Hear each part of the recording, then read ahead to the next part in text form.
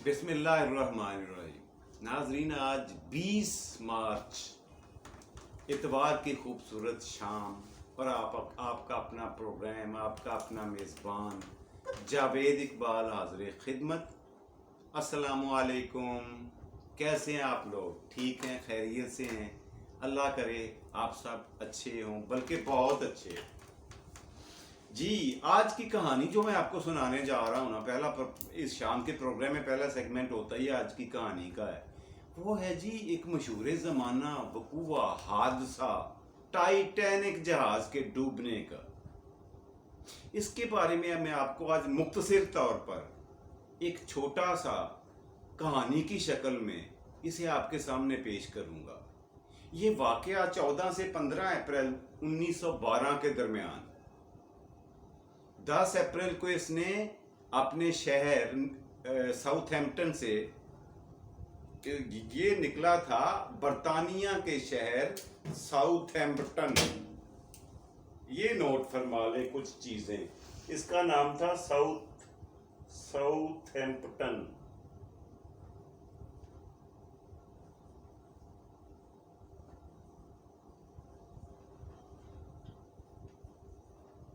जी, ये यहां से चला। ये बरतानवी शहर था साउथहैम्पटन, बरतानिया का, और इसका मालिक भी इंग्लैंड का ही था, ग्रेट ब्रिटेन का।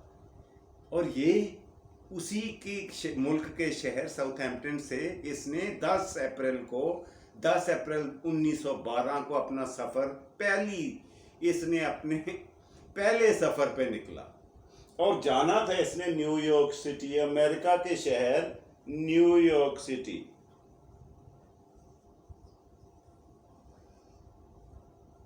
ये थी इसकी मंजिल।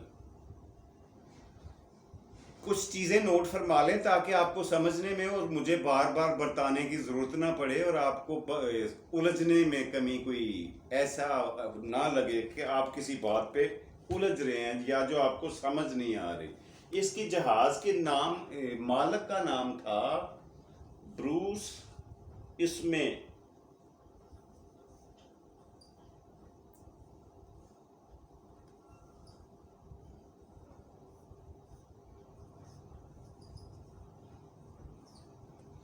ये था जी इसका मालिक इस जहाज का।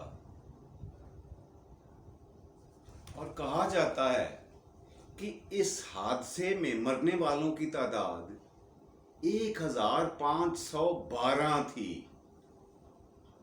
हलाक होने वालों की इतनी बड़ी तादाद थी कि आप अंदाजा भी नहीं कर सकते। लेकिन अक्सर जो राइटर्स हैं इससे इत्तेफाक नहीं करते। वो कहते हैं कि तादाद इससे कहीं ज्यादा थी। वो इसलिए कि ये वो तादाद है, जो लोग हलाक हुए उनकी तादाद थी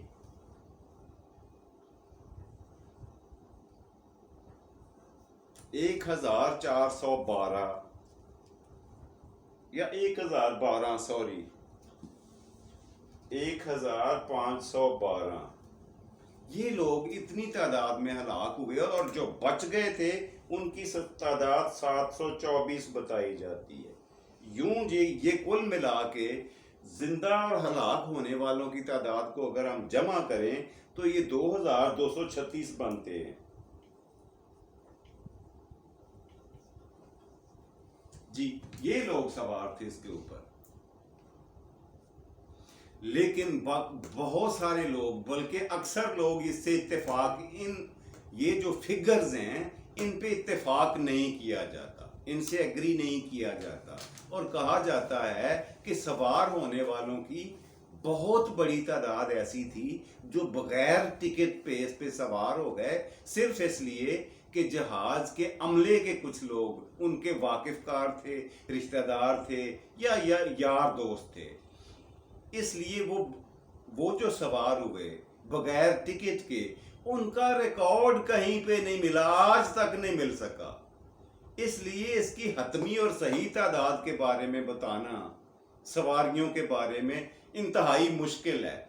लेकिन जो रिकॉर्ड है, जो लिखी पड़ी बात है, जो टिकटों पे दर्ज है, रिकॉर्ड में दर्ज है, उसके मुताबिक ये 2236 सवारियां जहाज के अमले समेत बनती हैं।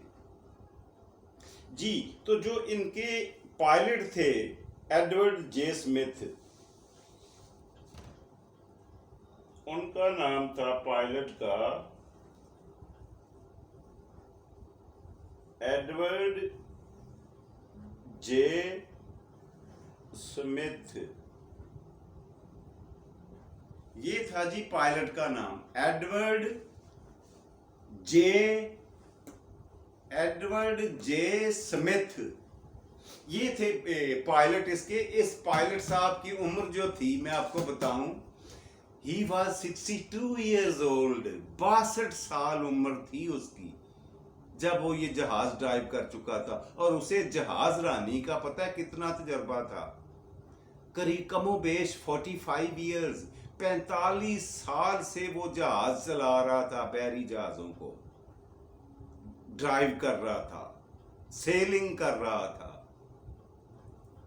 अब उसके मालिक और ड्राइवर समेत, पायलट समेत सबका ये दावा था कि ये जहाज मजबूती के लिहाज से इतना ताकतवर है कि इसके डूबने के इम्कानात 0% से भी कम है। ऐसा मुमकिन नहीं है ये डूब जाए। और उसके मालिक ने इसके बारे में क्या दावा किया? इसे एक सबक आमोज और इबरत का निशान क्यों कहा जाता है इस हादसे को? उसकी वजह ना तो हलाकतें थी इतने बड़े पैमाने पे, ये वजह भी नहीं थी कि इतने लोग हलाक हुए, और ये वजह भी नहीं थी कि कुल कितने लोग सवार थे और कितने हलाक हो गए थे जिनके बारे में पता ही नहीं, रिकॉर्ड खामोश है। ये वजह नहीं थी। वजह क्या थी? वो जहाज के मालिक का बयान था, ब्रूस का बयान, स्टेटमेंट था जो उसने जहाज पर सवार होने से पहले मकामी अखबारात के एडिटरों को, जर्नलिस्ट लोगों को, या जो एंकर लोग वहां पे आए हुए थे, राइटर्स थे, उनको दिया था एक बयान। वो मैं एंड में आपको बताऊंगा वो स्टेटमेंट, वो बयान क्या था, जिसकी वजह से कहा जाता है, मेरे समेत बहुत सारे लोग कहते हैं कि ये वाकया टाइटैनिक के डूबने का। अच्छा, ये डूबा कहां पे था? शिमाली बहरे ओकेयानूस समंदर का नाम है, ये भी नोट फरमा लें। शिमाली बहरे ओकेयानूस।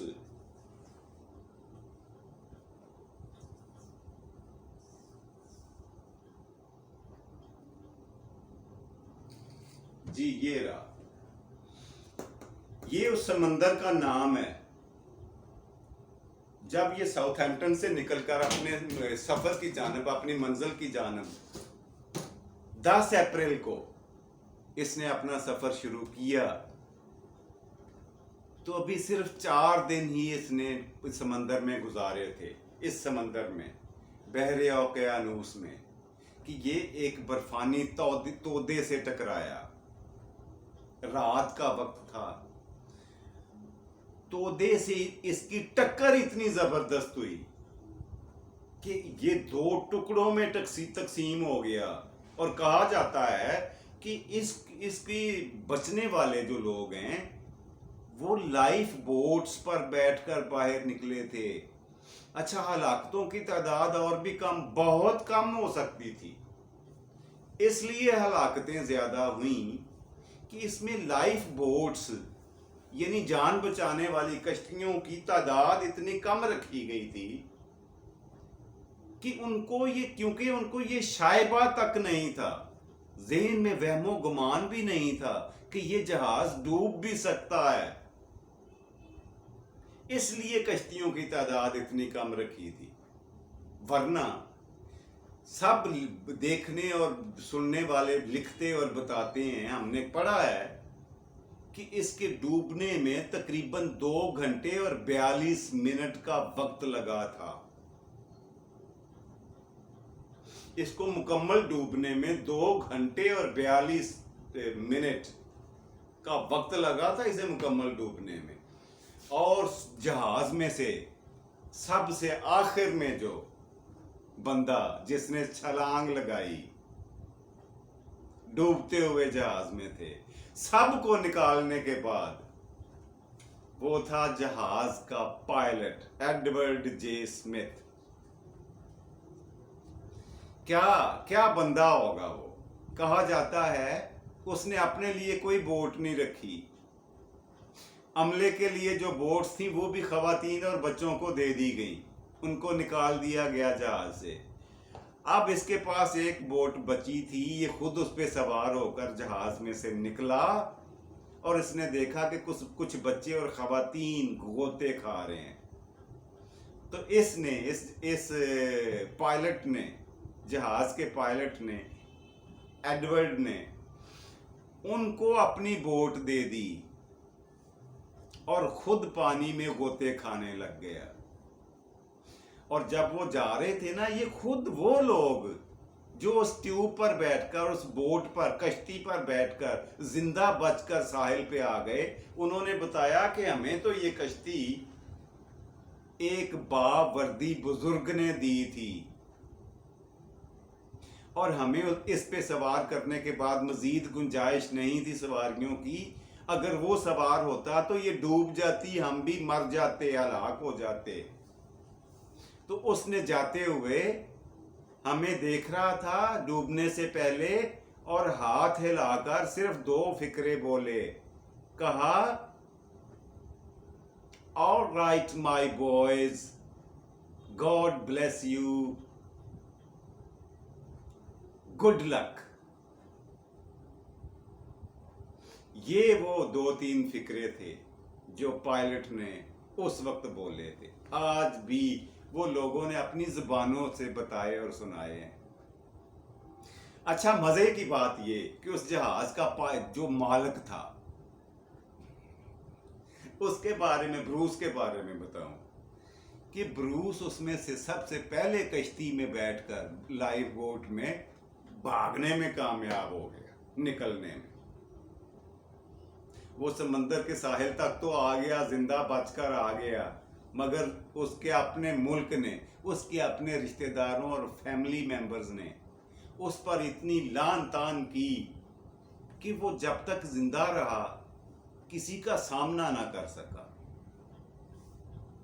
उसको सब कहते थे कि ये ताजे बरतानिया का, ग्रेट ब्रिटेन का बुज़दिल तरीन शख्स है। उसको लान तान का सामना रहा जिंदगी के आखिरी, वैसे तो वो 35 साल, इस हादसे के 35 साल बाद तक, तकरीबन 25 या 35, मैं बताता हूं अभी आपको कंफर्मेशन करके। ये कहते हैं 1937 में, यानी 25 साल, हाँ 25 साल तक ये जिंदा रहा। मगर इसने जिंदगी के आखिरी सालों में गोशा तन्हाई इख्तियार कर लिया। एक खुडे लाइन लग के किसी से मिलना जुलना, घर से, बाहर से, रिश्तेदारों से, बीवी बच्चों से दूर, किसी खंदक में दिन रात गुजार कर जिंदगी के आखिरी अय्याम गुजार दिए और आखिरकार 1937 को इस दुनिया फानी से कूच कर गया। मगर जब तक वो जिंदा रहा, उसको लान तान और उसको सवाए फटकारों के और कुछ नहीं मिला। और जो पायलट है उसके बारे में मैं बताऊं कि पायलट का, उसकी फोटोज तो थी, जाहिर है सरकारी आदमी था, मुलाजम था। तो इंग्लैंड का एक शहर है स्टिफर्ड, ये भी मैं आपको लिख के दिखा ही दूं, इस तरह बोलने से पता नहीं चलता। स्टिफर्ड, ये इंग्लैंड का एक शहर है स्टिफर्ड। इसमें आज भी इस पायलट का मुजस्समा पड़ा हुआ है। लोगों ने बड़े प्यार से, मोहब्बत से इस बंदे का मुजस्समा बनाकर, मिट्टी की मूर्ति बनाकर वहां रख दी है। आते जाते हर बंदा, छोटे बड़े, मर्द औरतें, सब इसे सलाम करते हैं और जाते जाते इसके गले में हार पहना के जाते हैं, फूलों के गुलदस्ते इसके मुजस्समे के आगे रखकर इसके साथ मोहब्बत, रवादारी और प्यार का इजहार करते हैं। कहा जाता है ये अंग्रेज कौम का मोहसिन है, इसने अपनी जान देकर बहुत सारे लोगों को जिंदा बचा लिया था।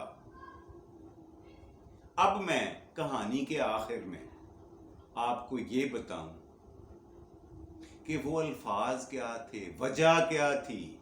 पहली बात तो ये कि जिस दिन ये जहाज तैयार हुआ था, जो मेन हेडिंग्स थी न्यूज़पेपर्स की, इंग्लैंड की जो मेन न्यूज़पेपर्स थी, लीडिंग न्यूज़पेपर्स, उन सब की पता है हेडिंग क्या थी? कभी ना डूबने वाला बहरी जहाज तैयार हो गया, जो अपने सफर के लिए रेडी है। ये थी हेडिंग, सुर्खी। और अब मैं आखिर में आपको ये बताऊं कि इसे निशाने इबरत क्यों कहा जाता है। जब ये 10 अप्रैल 1912 को साउथैम्पटन से, इंग्लैंड के शहर साउथैम्पटन के एक समंदर के किनारे से, बंदरगाह से जब ये रवाना हुआ तो सारे लोग इसमें सवार हो रहे थे। जहाज इतना मजबूत, ताकतवर और ब्यूटी, तज़ीनो आराइश। जहाज क्या था, पूरा शहर आबाद था। उसमें प्ले ग्राउंड भी थी, उसमें स्विमिंग पूल्स भी थे, उसमें सैरगाहें, प्ले ग्राउंड भी थे, उसमें कोर्ट्स भी बने हुए थे, रेस्टोरेंट बने हुए थे, 5 स्टार होटल बने हुए थे, सैरगाहें बनी हुई थी। और उसकी कंफर्टेबिलिटी और उसकी ब्यूटी और उसकी स्टेबिलिटी के बारे में कोई क्वेश्चन मार्क बाकी नहीं बचा था। यही वो वजूहात थी कि मालिक ने जहाज पर सवार होने से पहले कहा अखबार नवीसों से कि मैं अपने उस जहाज में सवार होने के लिए जा रहा हूं जिसे तूफाने नूह तो क्या खुदा भी नहीं डुबो सकता। नाउज़ुबिल्लाह, अस्तगफिरुल्लाह, अस्तगफिरुल्लाह। ये थे उसके फिक्रा, उसका वो फिक्रा जो उसने आखिरी जहाज पर सवार होने से पहले बोला था।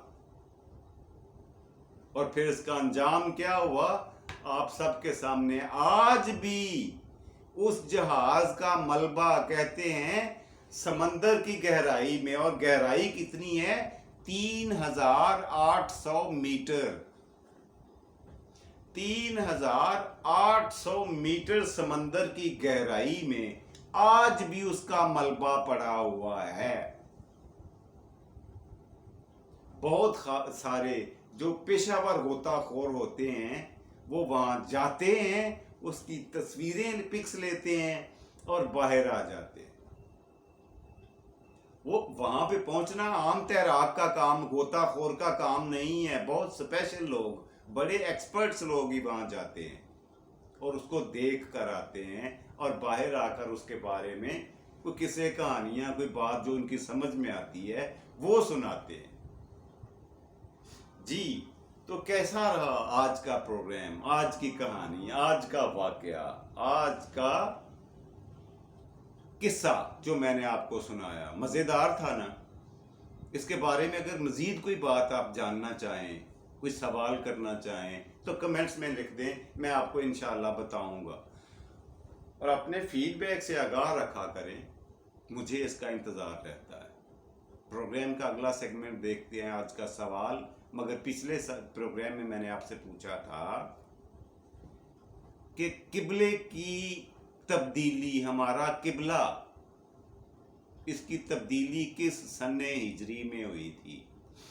तो वो साल था जी 2 हिजरी, यानी हिजरत से मेरे आका सरवर कायनात, ताजदार ख़त्म नबूवत मोहम्मद मुस्तफ़ा अहमद मुज्तबा सल्लल्लाहु अलैहि व आलिहि वसल्लम पर